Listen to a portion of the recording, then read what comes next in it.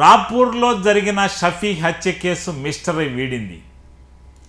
కుమార్తెను వివాహం చేసుకోవాలనుకున్న వ్యక్తే ఈ హత్యకు పాల్పడ్డట్టు డిఎస్పీ వేణుగోపాల్ తెలిపారు. ఆయన రాపూర్లో మీడియా సమావేశం ఏర్పాటు చేశారు.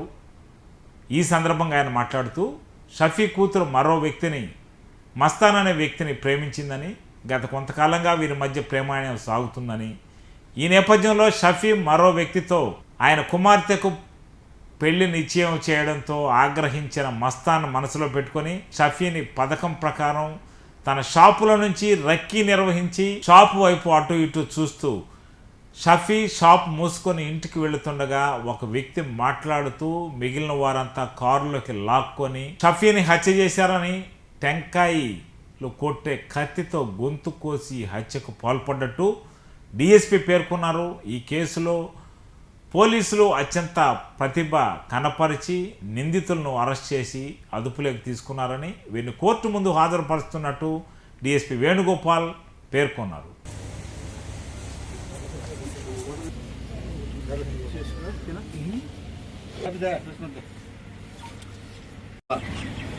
నైట్ అర్ధరాత్రి మన రాపూర్ సంబంధించి కూలింగ్ షాప్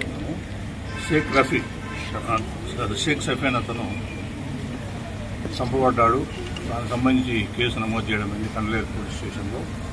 దానిలో దర్యాప్తు ప్రారంభించడం జరిగింది. దర్యాప్తులో భాగంగా ఈరోజు దానికి సంబంధించిన ముద్దాయిని అరెస్ట్ చేయడం అయింది. దాని ముఖ్యంగా ముద్దాయిలు ఏంటంటే 7 మంది ఉన్నారు.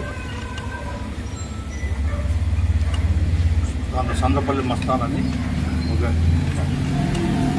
రాపూర్లోని అమ్మాయిని లవ్ చేసి, ఆ లవ్ విషయంలో అమ్మాయి గేరే సంబంధమైన అని చెప్పి తన అట్టి మ్యారేజ్ చెడగొట్టాలని చెప్పి అమ్మాయిని ఎలా పెళ్లి చేసుకోవాలని చెప్పి ఉద్దేశంతో ఈ ప్లాన్ చేయడం జరిగింది. అతను వచ్చేసి దాసరి క్రాంత్ అని ఒకతను ఉన్నాడు. అతను వచ్చేసి నెల్లూరు గూడూరులో ఉంటాడు. మరి ఇక్కడ కూడా రాపూర్కి వస్తుంటాడు అప్పుడప్పుడు.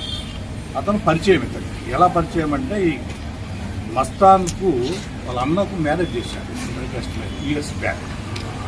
దానిలో భాగంగా అతను పరిచయం అప్పుడప్పుడు మాట్లాడుతుండేవాడు. ఈ విషయం చెప్పాడు, నాకు ఇట్లా లవ్ ఫెయిల్ అయింది, ఆ విషయంలో నాకు రాసుకుందని చెప్పాడు. దాన్ని దాసరి క్రాంతి ఒప్పుకున్నారు. దాని మేరకు దాసరి క్రాంతి ఏం చేశాడంటే 5 మంది అతనికి సంబంధించిన వ్యక్తులు, అతని పరిచయమైన వ్యక్తులను మాట్లాడడం, కాన్స్పిరసీ చేయడం జరిగింది.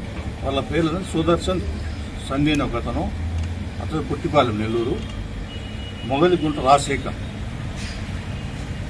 అతను వచ్చేసి పిట్టుగుట్ట, అలారి సాయి ప్రసాద్, అతను వచ్చేసి తిప్పుకుంటపాలెం చిల్లపూరు మండలం, మాలపాటి వెంకట సాయి, అతను వచ్చి పురాణి గ్రామం అల్లూరు మండలం, ఇంకొకటి వచ్చి ఆలపాకు తరుణ్, అతను వచ్చి చాకచర్ల గ్రామం ఇడవలూరు మండలం.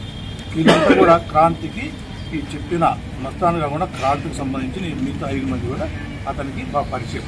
అతనికి ఎప్పుడు కలవడం చేయడం జరుగుతుంది. అతను క్రాంతి వచ్చి ఒక గ్రూప్ మెయింటైన్ చేస్తుంటాడు. ఇది మన వాట్సాప్ గ్రూప్ కూడా, humans power of human rights అని గ్రూప్ ఉంది. ఆ గ్రూప్లో వీళ్ళంతా చాలామంది ఉంటారు, టచ్లో ఉంటారు. ఆ విషయంలో దాసరి క్రాంతి వీళ్ళందరినీ ఉపయోగించుకొని ఇతన్ని ఎత్తైన సంపాదన ఉద్దేశంతో ప్లాన్ చేసుకొని ఈ ఒక జరగక 3-4 రోజులు 5 రోజుల నుంచి కూడా ఒక నెల్లూరులో ప్లాన్ చేసుకున్నాం. మస్తాన్ ఏం చేసినంటే ఈ క్రాంతిని కలవడం, క్రాంతి వచ్చి వీళ్ళందరితో మాట్లాడి వాళ్ళందరినీ తీసుకొని వచ్చి ఆ రోజు ఒక నిషాన్ సన్నీ కార్, అది దానిలో కూడా నేమ్ ప్లేట్ మార్చడం జరిగింది. అది వేదాయపాలెంలో ఒక స్టిక్కర్ అతని దగ్గర నేమ్ ప్లేట్ మార్చి 2 ప్లేట్లు ముందు ఒకటి ప్లేట్ మార్చి ఆ రోజు నైట్ అక్కడ 8 గంటలు అట్లా బయలుదేరి ఈ మన రాపూర్ వచ్చి పక్కన అతని కూలింగ్ షాప్ పక్కన వెయిట్ చేసి అతను బయటకి 11 పైన వచ్చినప్పుడు అతను మాటలు పెట్టి అతను కారు లైట్ పుష్ చేసి అతనికి కారులోనే గుద్దినాడు. గుద్ది కొంత దూరం మొత్తాన్ని మన నెల్లూరు సైడు కారులోంచి లాగి వీడు కలర్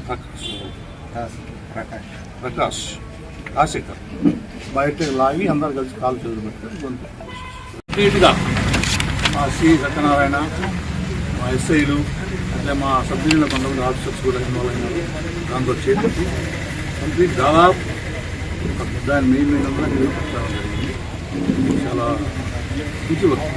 జనరల్గా ఎఫ్ఐఆర్లు ఎవరో తెలియని పేర్లను చేయడం అనేది కష్టం. జనరల్గా తెలిసిన పేర్లు ఉంటే అది వేరే కథ. తెలియదు అసలు ఎఫ్ఐఆర్ కట్టడం ఎవరో తెలియదు. తర్వాత అన్నట్టు సంబంధం